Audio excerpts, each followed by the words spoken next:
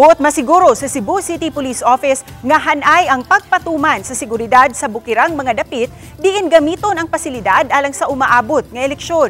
Subay niini nagpahigayon sila og signal check sa mga komunikasyon aron makalabay dayon og kasayuran kung adunay mga panghitabo sa mga tunghaan nga gamiton sa pagbutar.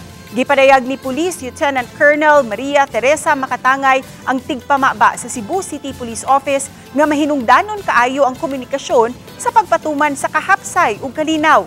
Adunay pipila ka mga dapit sa bukirang barangay nga hinay ang signal.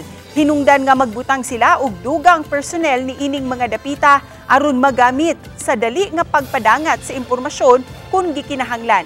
Giklaro sa CCPO nga ang aspeto lang sa security ang ilang tutukan ug walay labot sa teknikalidad sa kahimanan nga gamiton sa eleksyon sanglit iya kini sa COMELEC. We can assure that communications nato will not be hampered during that security deployment for the upcoming elections.